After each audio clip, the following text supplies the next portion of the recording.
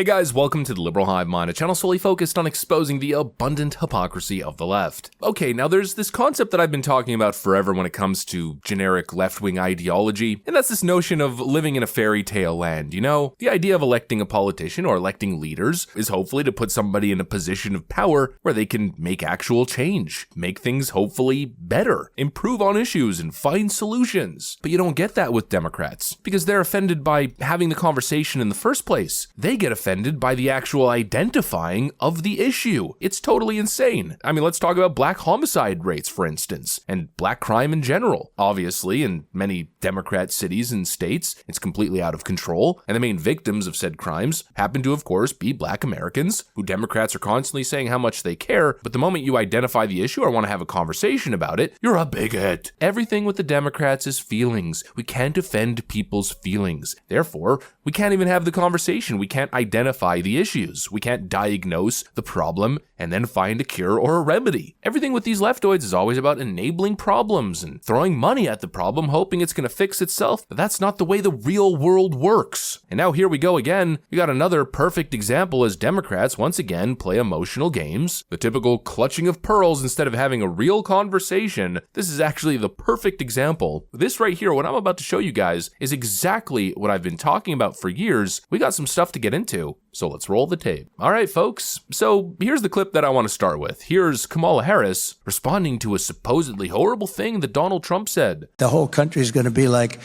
you want to know the truth? It'll be like Detroit. Our whole country will end up being like Detroit if she's your president. You're going to have a mess on your hands. Someone who spends full time attacking great American cities is unfit to be president of the United States. And look, when you watch the cities he attacks, you're talking about cities of middle-class, hardworking people, and by knowing what he does to attack those cities, you should know he's not looking out for you.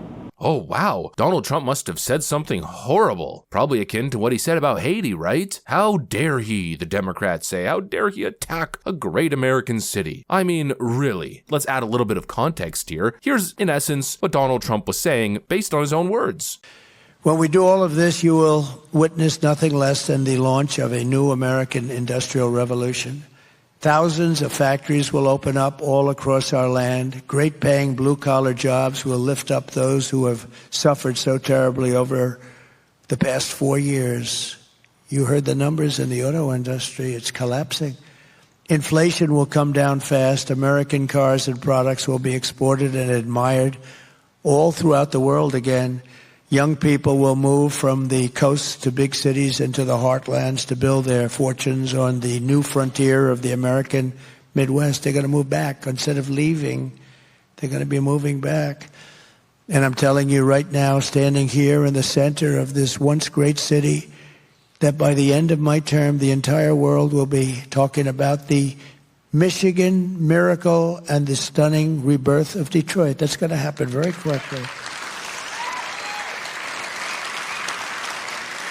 With your vote, we will bring back our country, we will rebuild our country, and we will reunite our country with American heart, American grit, and American hands. Where was the attack on Detroit? Donald Trump literally shows up to the Detroit Economic Club and says, this city has fallen, it's fallen fast, it's a disgrace, we gotta do something about it and make Detroit great again. And Kamala Harris's response is, Donald Trump is evil and attacking Detroit and probably only doing so because he's racist. Oh, how dare he, what a horrible, mean person. It's absolutely mind-blowing. I mean, who is voting for these people? Kamala Harris is at it again, just proving how out of touch the Democrat Party is with the reality that the country and people are facing. In that little video that she recorded, she goes on the offensive, accusing Donald Trump of attacking Detroit. But let's be freaking honest for a second. What Donald Trump said isn't an attack, it's simply the truth. Detroit is a city in deep decline, and anybody who's spent time there knows it. I've been to Detroit a couple times, usually for the auto show, and honestly, the couple times I've been, I've always regretted it. And when I'm traveling around, if I visit a new city, I don't just book myself into a fancy hotel and stay in the cleanest downtown core parts. It's either I drove there and I have my car and so I'll be bouncing around, or I'll rent a car and I'll go see. Last time I went to Detroit, I went driving around 7 and 8 Mile. People, it's a third world country. It is freaking insane. It's shocking to the core, and frankly, it's depressing and saddening that people are living like that. To be honest, I don't think I've ever seen anything like it in the West in general. It's an utterly disgraceful current state of the city, and Donald Trump is right to isolate the issue. He's right to diagnose the problem. But apparently that's an attack. That's insulting. And Detroit's a great city. You know, this is just further proof that Democrats don't care. They don't care about your actual state of living, the standard of living. They don't care about the state of Detroit. They just want to appeal to emotions. Oh, you're from Detroit? Are you proud of being from Detroit? Well, let me play to that. Donald Trump is attacking Detroit and dehumanizing you. But no, he's not. He's laying forth a vision of progress and actually doing something about the decline.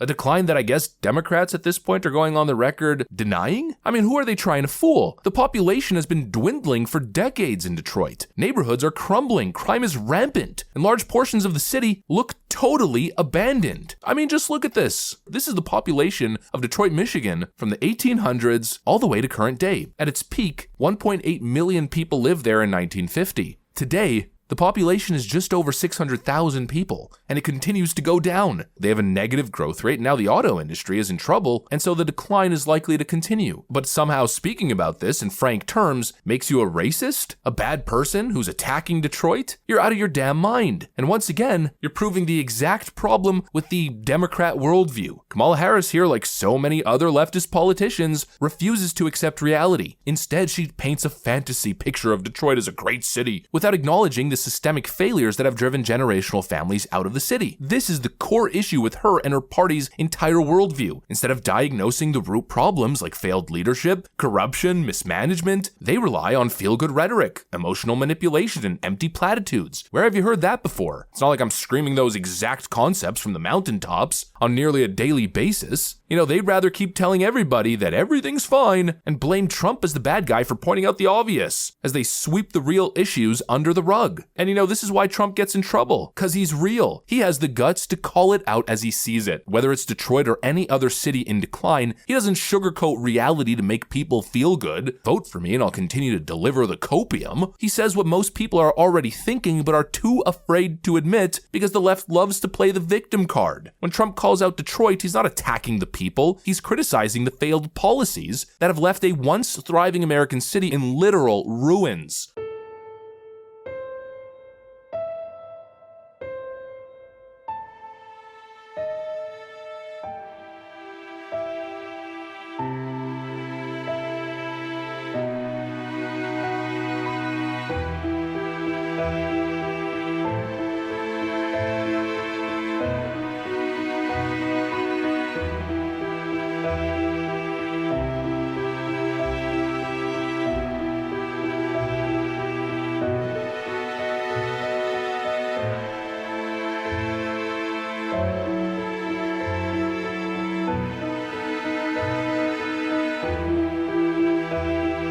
But of course, rather than confront these uncomfortable truths, Kamala Harris and other Democrats just like her rather play politics. It's ironic, isn't it? The same people who always claim that the other side politicizes events and always plays politics, it's nothing but total projection. She embodies the typical leftist approach: deflect, deny, dodge responsibility. They would rather virtue signal and avoid addressing the tough problems that demand real solutions. Detroit's downfall isn't the result of Trump's words. It's the product of decades of Democratic leadership that has failed its citizens. Detroit is falling apart, looks dilapidated, and what's the governor of Michigan doing?